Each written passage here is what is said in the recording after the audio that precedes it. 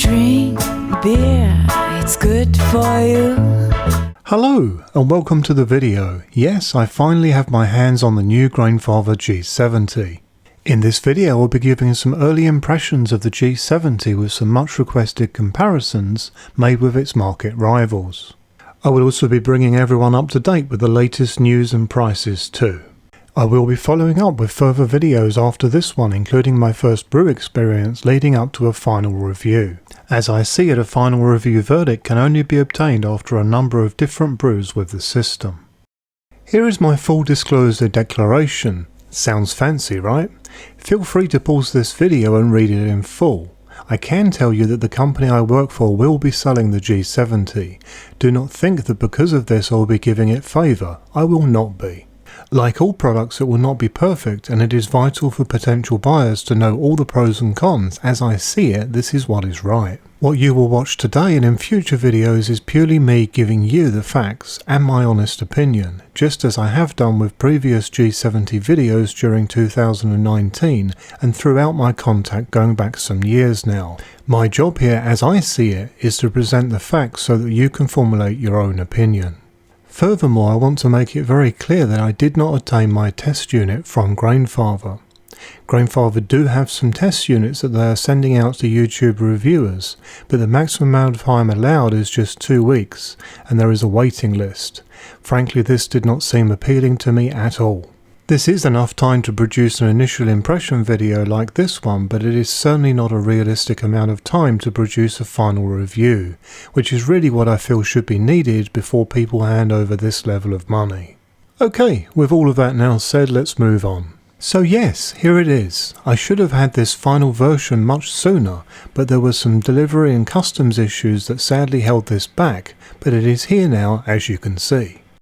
Let us get the elephant in the room out of the way straight away. Yes, this is much more expensive than people expected. Here are the online prices that I have found so far shown on screen. At present there are no prices for the USA or Australia. I see that Grainfather themselves put out a video not so long ago about the setup of the G70, and there were negative comments even here about the price, and ever since the price was announced at the Brew event in Germany late last year, this has been the talk. Changing the topic now briefly, this tagline is also turning some heads, the original all-in-one system. Odd really, because the Grainfather was by no means the original all-in-one brewing system. Speidel, for example, released their Braumeister ahead of Grainfather for one. Seems rather odd that nobody told the marketing department about this though. Getting back to the price just briefly before we give this unit a good look over. I held a poll on this channel's Facebook group asking if people plan to buy this one now the price is out there, and the results are shown on screen now. The vast majority of the group members are already Grainfather 30 litre owners, as revealed by previous in-group surveys. Clearly most think this unit is too large, but you can see that value plays a big role. Personally, yes, I feel this price was much more than I expected, but I do believe it is impossible to judge something without seeing it, and for a real final opinion giving it a fair test, which is exactly my plan of course. Also, I am not sure everyone sees it this way, and it is vital that people judge this for themselves. I will now get everyone up to date on what is going on with this system's release, while I give you some further footage of how this system and its parts look. The first delivery wave of the G70 was very small, with major retailers in Europe receiving up to a maximum of 5 each in late December 2019, with larger numbers set to arrive in late January or early February. Right now the situation around a US release is unknown to me or YouTubers that I know in the US. It would seem that the US version will be coming at a later point, but let's see. Here are the vital statistics for this G70 unit. The maximum and minimum grain bill levels have now been confirmed by Grainfather. Here is a view of how these compare to its competitors in this regard. You will note that the other systems do not have a minimum amount of malt, rather a minimum amount of volume. From my workings by standard, bearing in mind the minimum 8 kilos of grain needed, you are looking at about 30 litres of wort, with a beer that will be over 7% in ABV. To brew session strength beers with the G70 as standard, you will need to brew more than 30 litres quite clearly. As you can see, other manufacturers quote this in litres rather than grain bill size. With this cleared up and these vital statistics shown, let us now look at the pros and cons that I can determine at this stage. Straight away I can see that this new controller is for sure a step in the right direction compared to the original Grainfather Connect controller. Setup of this controller is actually very easy, and it is done via the smartphone app. You also get the opportunity to name your Grainfather, which is pretty cool really, I have to say. Once this was done, I noticed a small notification saying that there was an update available. Using the set button, I went into the update menu and figured I had better take the update. Here is that process sped up some for your convenience. It all went very smoothly, which gave me a very good early impression. Each time you start the controller, it asks you if you would like to control the device remotely. I guess this is for legal reasons. This new controller has a color capable display and provides a much better clarity compared to the Connect. It is also a lot smaller than the Connect, which is great because it certainly doesn't stick out as much. Also built in is all the good stuff the original Connect controller had, like the PID algorithm. It can be used manually and via a smartphone app. What I could not find was a manual way to set up a preheat timer, but there is actually a timer. Also missing was the manual step mashing. No huge deal, but it seems rather odd to remove features. There is also a new menu system that lets you set up your Wi-Fi and also calibrate temperature, and switch from imperial to metric like you know you should. Just kidding. Naturally, I'm sure most of you are very aware of the issues this Grainfather app has had during 2019. Thankfully, it seems that the core of these issues have now been solved in 2020, but I've still seen some people struggling with it, just not as en masse as was previously seen. It is to be expected that there will be some bugs to squash that will be revealed by early adopters of the G70, but hopefully these will be minor compared to the issues seen in the summer of 2019 leading into the winter. I will be sharing my first brew experience in full soon, including how the app behaves with the G70. I just cannot help but mention that one of the other interesting marketing taglines that Grainfather are using is "Cheers to the Brave." You really have to wonder why someone would need to be brave to use a brewing system, unless of course this is an internal joke that refers to the Grainfather software. But jokes aside now, this controller is without doubt a nice upgrade, especially when compared to the original Connect controller that is looking rather dated now. But having said this, it is by no means as impressive as the controller on the BrewTools systems, which it has to be said are not so far away from the G70 in price. The BrewTools controller has a much larger and far better screen that is also equipped with a quality touchscreen similar to a quality mobile phone or tablet. It also simply offers a great deal more features compared to the Grainfather G70 controller, which seems basic compared. The Grainfather controller in terms of quality is quite simply far behind, being made of simply plastic, being more basic and without a touchscreen. Do not misunderstand me here, nobody needs a fancy controller. The simple ones like the one on the Brewzilla for example work just fine, but naturally when you are spending a lot more then you expect a lot more. Clearly the extra cash you are spending on the G70 is not for this controller, so let's see what else is on offer. Here is the new false bottom, or as Grainfather call it, the hop filter. This is certainly a great addition for Grainfather users and certainly makes this unit feel far better compared to the original. The wide surface area of this filter should be far more forgiving compared to the small cone filter on the G30, and it will also make cleanup faster as you can simply lift it out after a brew and get rid of hop matter into a bag quickly. As you can see here, the underside middle of the false bottom has a separate filter. I have heard that some early adopters have had issues with this clogging, but I will run my own tests of course and report back on this. The build quality of this filter is good. It feels middle market rather than premium though. One potential issue that I do see is that the G70 has a very small temperature probe that is exposed rather than being covered by the filter as with many other systems. The problem with this design is that hops and trub in general can settle on top of the temperature probe and give false temperature readings. This design lesson was learnt some years back with the Spiral Braumeister design.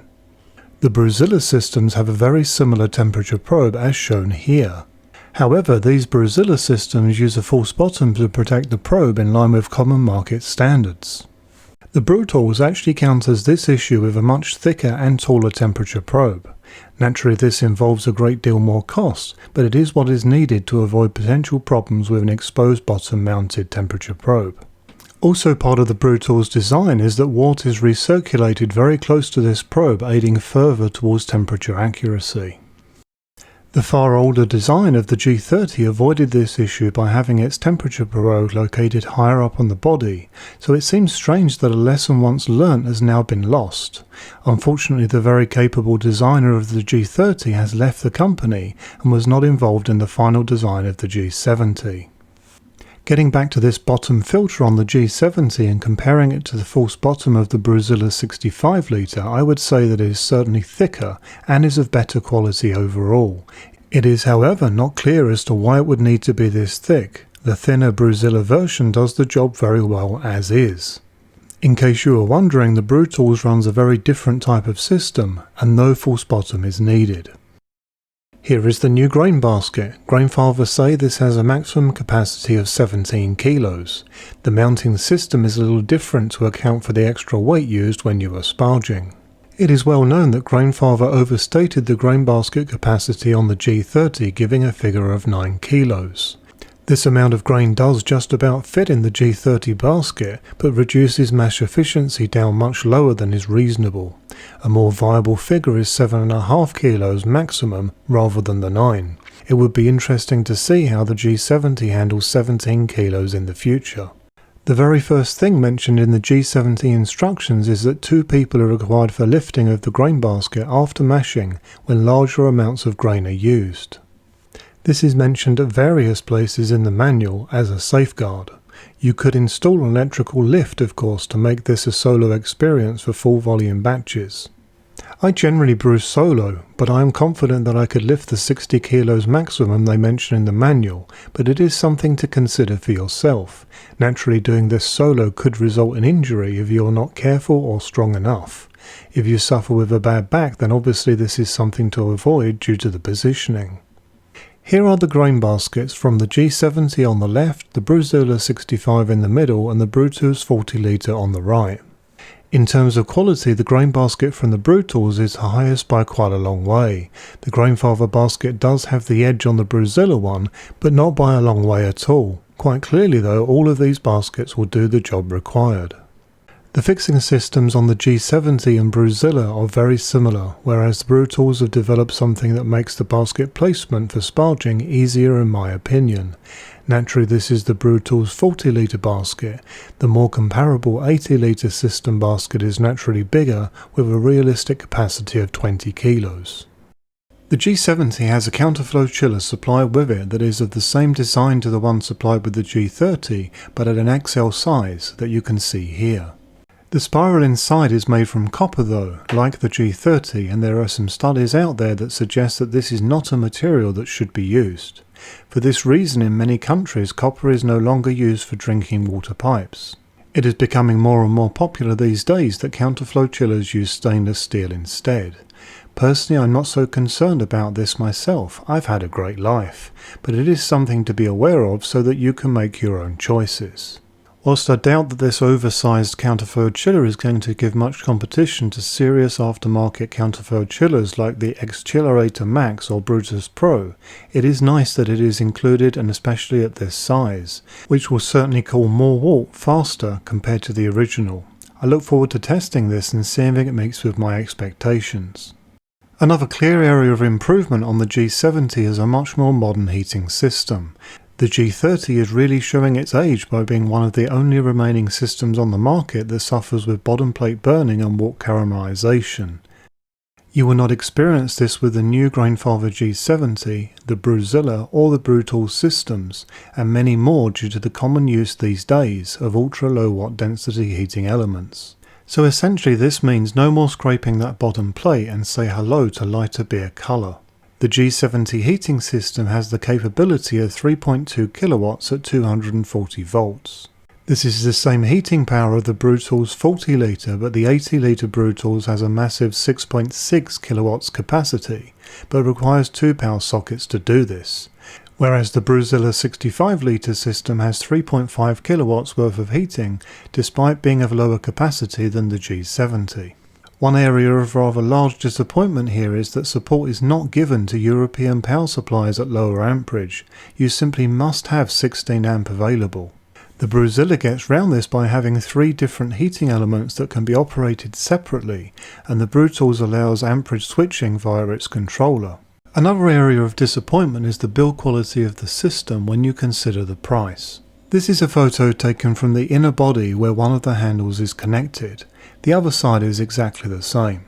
Here is the inside view of where the bracket for the controller is, and here is what you have for each of the brackets that holds the sight glass, which is also a nice extra time-saving feature, but hardly essential. Here is a photo of the bottom of the G70. This is very much the same, with lots of areas showing welds and marks due to manufacture. Just in case you are watching this on a mobile phone, let me show you with some magnification. There are 3 areas of the bottom plate that have these 3 marks. This sort of quality would be acceptable in lower price point systems, but not with a system that is more than double the price of a typical budget system. The body itself is very similar in quality to the original Grainfather, which has been matched and in some areas overtaken by more budget price systems in 2019 like the Brewzilla and the Anvil in the US. Brewing systems like the Spiral Brawlmeister and the even more premium BrewTools simply blow this away with a thicker stainless steel body, higher quality components and a much higher quality finish. Here is an internal shot from a very much used BrewTools as an example.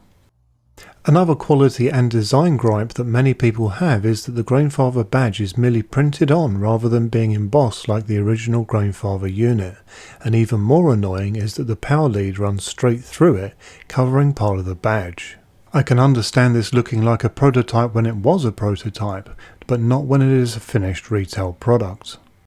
Even on the instruction manual image of the G70 as shown on screen now, this is highlighted with the text being hidden by the lead, so it reads Ta Grainfather. There surely would have been a better way of doing this, especially considering the amount of money one of these costs. I guess for some people this will not matter, so as such this is an individual thing, but it also has to be said that the way this power lead hangs out, it is just waiting to be snagged and ripped out of place. There are also a few more things here to consider. Here is a list of safety instructions from the manual itself for the G70. The manual states, as you can see here, that this is for indoor use only, so if you are someone who prefers to brew outside, then do keep this in mind. Another thing raised in the manual is that you cannot clean the system using a water jet, and it should not be used in an area where a water jet can be used.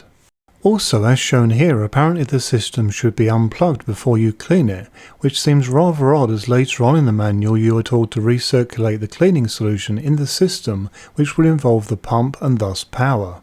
Clearly the manual was rather rushed. And lastly, I also want to highlight that the manual also states that the installation of an RCD is advised. This is a residual current device, which is there for safety, so this is something to check with your electrician. I do hope that you have found this first impressions video useful. You can expect the results and my full feedback from my first brew in video form soon. If you would like to discuss this or anything beer related, then feel free to pop over to this YouTube channel's Facebook group. This now brings this video to a close. If you have any questions, then please let me know via YouTube or Facebook. I do hope that you found this video to be useful, interesting and enjoyable. If appropriate, then please like this video on YouTube, and if you've not done so already, then please subscribe. I regularly post new content. Happy brewing!